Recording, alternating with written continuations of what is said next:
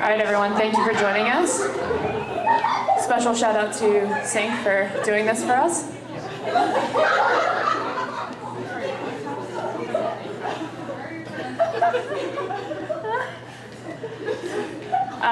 For the media, there are some seats back here if you want to sit with the media. We are media.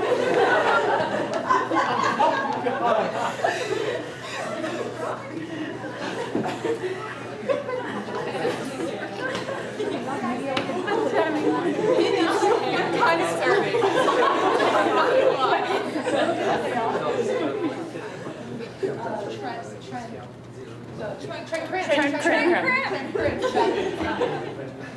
All right, once again, thank you everyone for being here today. We appreciate you taking the time to join us, and Sink, thank you for giving us your time to answer some questions. If we could just do a show of hands when we call for questions, just so that, and if you can introduce name, outlet, and we'll move from there. Nick, you want to get us started? What do you think I'm wearing? Your jersey. Sorry. Sink, Nick Krupke from Fox 12. It almost seems like you're having too much fun that you want to walk away from this. No, I'm good. No, I mean, obviously this team is a blast, and this will be the hardest part to leave. But yeah, I can't believe they all showed up. It's pretty cool. I think they were told to come, but they didn't have a choice. You think your teammates like went on eBay and found those old 12 jerseys, or did they raid your closet? I'm not sure where Bella got hers. Okay, eBay. Kelly, I think. Trent back there. I think we exchanged jerseys, or she took it from a kid or something. Very cool. One more for me before I pass the mic. I mean, you mentioned kids there. I mean, your 25-year career, the last 12 here as a pro, win, lose, or draw, you've always been available to the kids who come here and they look up to you, and I know that's always been part of like your legacy, that you enjoy that. You've always put a brave face on it no matter the outcome of a match. So how much have you really enjoyed that part of it, of kids back at home in Canada and kids here in America that think you're the greatest for everything you've done? Yeah. Well, I think that's a lot of our reasons why we do what we do. Obviously, we love competing and playing and trying to win, but to be able to give back, to be able to spend those 30 seconds, minute, whatever it may be with the next generation is so important. I mean, I've had those moments as a little kid. I was like literally sitting in this stadium watching a World Cup, and it changed my life. So yeah, to be able to give back, obviously 2 young nieces that dream of one day, you know, playing for Portland, playing for Canada. Yeah, I mean, it's why we do what we do. Annie Peterson from AP. What is your favorite memory of your time with the Thorns? Besides today, honestly, I'm going to say the opening day. Obviously, having gone to UP, I knew what this city was capable of in terms of supporting women's sports. But then, yeah, to walk out opening day in front of, I think, 16,000 fans, it was very special, and just something that not many players in that opening year got to experience playing in their home parks. So it was, yeah, just special, and I was so proud to be able to call Portland home in that moment and like kind of share it with my teammates, because, yeah, I knew that was possible. Bill Orm with the Oregonian. It's a question that every athlete has to answer at some point, except for those who I guess have the decision made for them. But how do you know it's the right time to move on, and what goes into that decision for you? I mean, besides being 41 years old. That's very young. I don't know, it just has slowly built these past couple years. Obviously retiring from the national team, I always wanted to play 1 year of pro, just to be able to enjoy it, just to get to experience the 5 days off that players get when people go on international breaks. But just to be able to give my all one last year to Portland. but yeah, it's just slowly crept in. I still have the passion. I still love the sport. I still want to win. But it's time. I'm looking forward to doing other things, spending time with my family, going on vacation, not having a schedule, not having to train in the off season. Things like that are very exciting to me now. Hi, Demi Lawrence, Portland Business Journal. So you've played around the world and you've seen kind of this blow up of women's sports in the last 20 years. I mean, specifically in the last few years, but I mean, you've seen just from, you know, the 80s, 90s with all of that up until... 80s? Well, I wasn't playing no, in that. you're Okay. right. Yeah, Halloween, just kidding, hee hee. I see you, Becky. Anyways, with just the context of how women's sports has blown up, like how do you see Portland as a standout city with women's sports? Because I mean, we're talking about, quote, the epicenter of women's sports now with the coming of the WNBA. Like, what about Portland makes it stand out to you? I mean, the fans here are just unique. I experienced that in university, averaging over 5,000 fans to come watch a university team play. Yeah, so the fans are what set this city apart. And then, as I wrote in my little retirement thing, the Thorns, I think, showed the world what was possible when women's sports were invested into. And now, looking around the NWSL, the WNBA, I mean, there's professional hockey now. I mean, it's incredible to see the growth. And I like to think that Portland had a little bit of like the start and started it. And now, you just see it growing, obviously, here in the U.S., but obviously being Canadian, I'm proud to see a professional league forming in Canada, and then the growth of the game overseas. I'm proud to have been able to experience it and been a part of the growth, and now pass it on to the next group. Brandon Green, Queen 6. I watched your interview with Karina, and you repeatedly referred to Portland as home. So when do you think Portland became home for you, and do you plan on continuing it for it to be home for you? Okay. Portland will always be home for me. I mean, obviously, I'm very proud to be from Canada. That's my blood is Canadian. But yeah, ever since going to university here, I remember Clive saying that students come here and they never leave. And that's me. Since day one, Portland's been home. And this will always be one of two home bases for me. Adam Sussman, Timbers broadcast crew. Sam Coffey had a video today where she said, everything a Thorn should be, you are. She's lying. Yeah, Sam. Let the record show I was telling the truth. For future Thorn players, what should a Thorn be? Oh, crow. I think for me it starts with the community, the fans. It's what sets this team apart. Taking time to give back, taking time after the game to interact with the fans. For me, that's what's always, set this team apart from others. And then on the field or as a team, just being gritty, playing for the badge, never give up. Humble, but then at the same time, man, we love to win. And I don't want this club to ever lose that.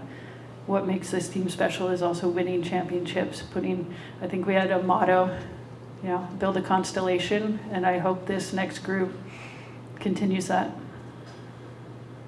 Wilder Isom with Stumptown Footy. There's been a lot of kind of big names in the game leaving this kind of recently. You have Marta stepping down. Is there anything that you want to kind of give as a charge to those next players looking to step up and fill some really big shoes on this the world stage and then the club level as well? Honestly, no. I see this next group of young players coming up, and I hope they create their own path. I hope that they set higher standards, set the bar even higher for the next generation. I'm proud of what I've been able to contribute to this sport, but man, where this game is going over the next 5, 10, 15 years, it's going to be incredible to watch. But no, I hope this next young group, recognize what some of the players have done before them, but then just take off with it. Yeah, and then just how uncomfortable have your teammates been working to make you during this moment for you? They're doing a great job. Like, this is my worst nightmare. Yeah. Hey, Sinky, Fuquin with Stumptown Footy. Can you just talk to us about walking on the pitch for the first time at UP, and then seeing the Riveters for the first time, and then going into this weekend, seeing them for one more time? Like, what has the city and the fans meant to you during this time? I mean, the fans, I think I've said it about 5 times, are what sets this city apart. And I was fortunate to be able to experience it as a teenager at UP, and like, they support you through everything. I mean, at UP, we didn't always win. Here as the Thorns, we haven't always win. We've had our ups and downs as a club, but they've always stuck by us. And yeah, tomorrow night will be interesting. I haven't really thought about it much, but to, be able to step out onto Providence Park one more time with the Riveters in such a meaningful game, it's kind of perfect. Hi, Sinclair. This is Grandpa Maple here. Grandpa Maple. I would just like to ask, with all this added time on your hands, do you think you'll get Charlie another sibling that you can actually walk?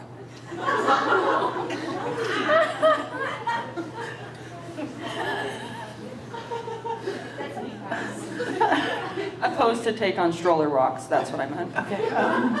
Charlie's a proud only child and will be an only child. Thank you. Grandpa Maple? Okay. Chastity here from the Thorns Media.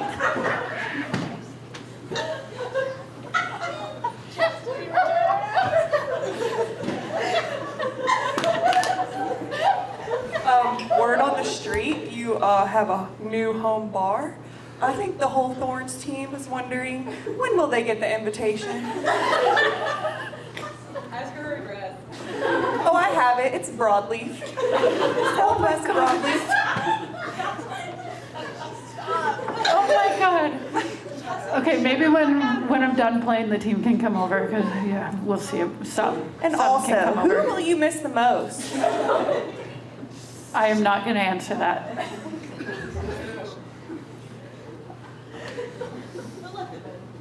Right, security. Where's Jim? Jim?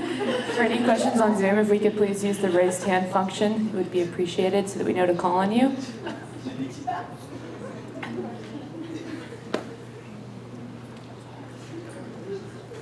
Hey, Sink in the back, Orlando Sanchez, KGW-TV.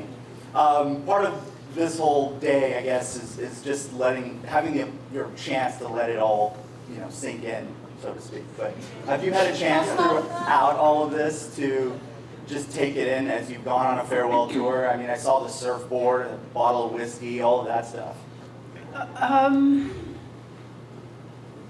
I was joking with Becky that I should have planned this better and announced my retirement at the start of the year so every team could get me a gift.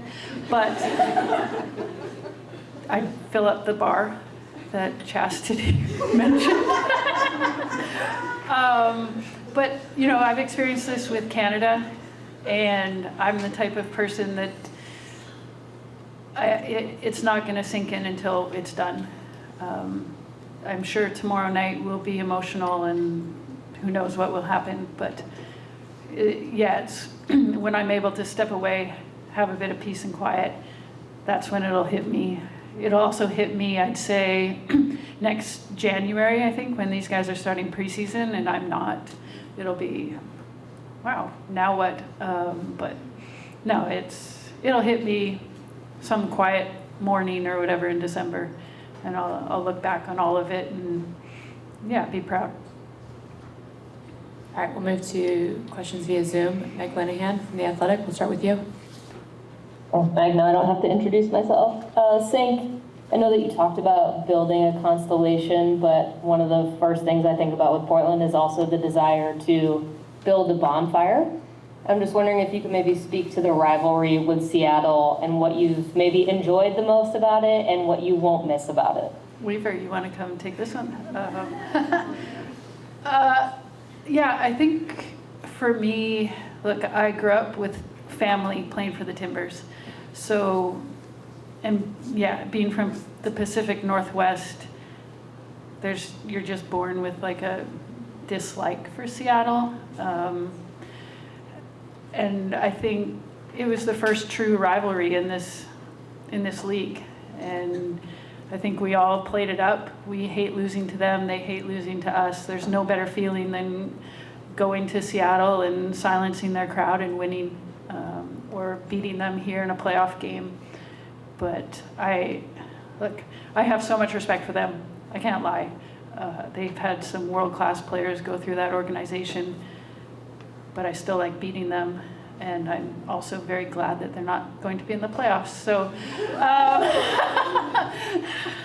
no, I mean, it's what I was born into. Like, and I don't think people understand that. I had two uncles play for the Timbers. If I showed much love for Seattle, I think I'd be disowned by my family. So that's just how it is. Steph Yang, we'll move to you. Thanks. Steph Young, also from The Athletic. You know, Christina, in the time that you've been with the club, you've seen this league outlast all of its predecessors. The Thorns have been, you know, one of the flagship teams of the league for such a long time.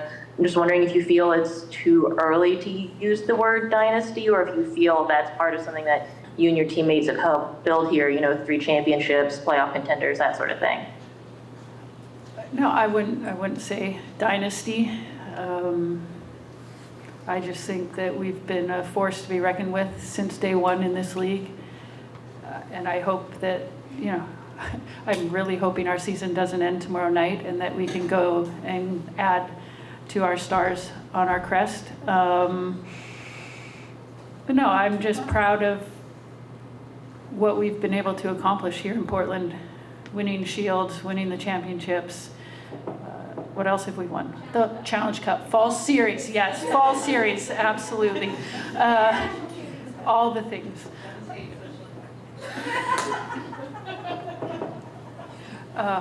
But I can't take these guys seriously. No, I'm just proud of what we've been able to accomplish and to be one of the mainstays in this league, to help this league survive in its first few years. I mean, a couple of us played in the WPS and unfortunately saw that league fail. And I think that was our biggest goal with the NWSL was, yes, to create a league that everyone can be proud of, but one that survives past year 3. And now, I mean, this league is here to stay. The Thorns are here to stay, and hopefully we'll keep winning. Are there any questions from this side of the room? Oh, Jesus. Hina has a question. Hi, Hina. Hi, Hina Sugita, Portland Sounds.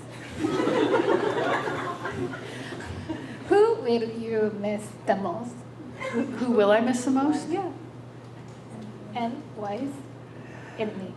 I missed that last part. Hina, I'll miss you the most.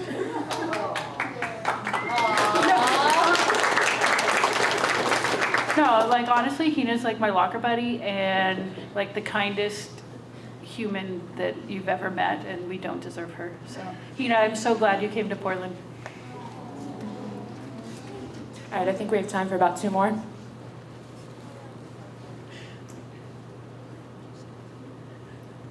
Annie Peterson again from AP.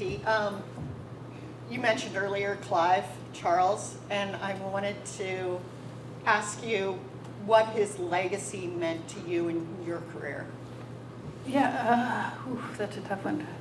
Look, Clive was like one of the few coaches I've ever had, and especially being recruited in university, that honestly didn't care what kind of soccer player you were going to be. He cared about what type of human you were going to be after you graduated. And he meant it after you graduated. Like, you didn't go to UP and not get a degree. But here in Portland, yeah, his legacy, I think, lives on through all of us, that we're fortunate to cross paths with him, to be coached by him. And I just, when I think of Clive, I just think of approaching the game in the right way, approaching your teammates, your coaching staff, the opponents, the refs, most of the time with respect. And yeah, just working hard, having no regrets. And I mean, he always said you got to earn the right to play. And I don't know, it's something that sticks with me. But yeah, there isn't one home game that goes by where I don't look up and see his name. And yeah, it's very fortunate and honored to be coached by him. I literally knew him since I was a little kid. Yeah, and I hope I've made him proud and played the game that, yeah, how he wanted it to be played. We'll finish up with these two questions from Demi and Bill. This is going to feel random, and Perfect. I hope you'll indulge me, but that 2012 semifinal against the U.S. is still in the Olympics. I'm sorry. Is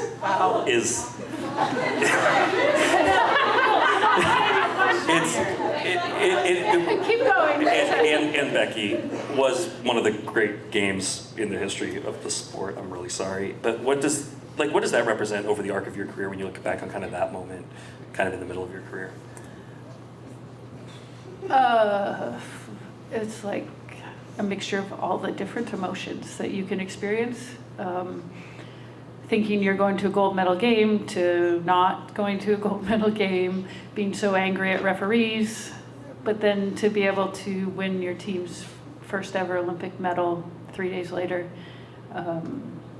And I remember landing back in Vancouver after the London Olympics, and the lady at the airport told us, "Welcome home, your lives will never be the same." Because when you experience an Olympics overseas, you don't have a full understanding of what's happening back home. Obviously, we knew the country was behind us, but the support that we received was unmatched. To come home after winning bronze to thousands of fans at the airport, and literally, I mean, Karina can say the same, like our lives were never the same. The country fell in love with that team during that game, and how we were able to respond and beat France and win an Olympic medal. I'm almost like more proud of that than the gold. Yeah, it changed our lives. It changed, I think, the future of the sport within Canada forever.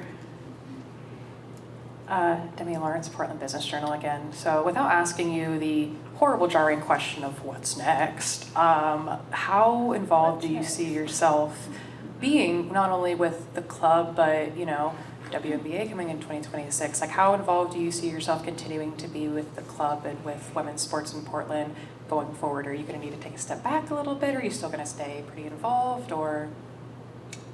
Excellent question.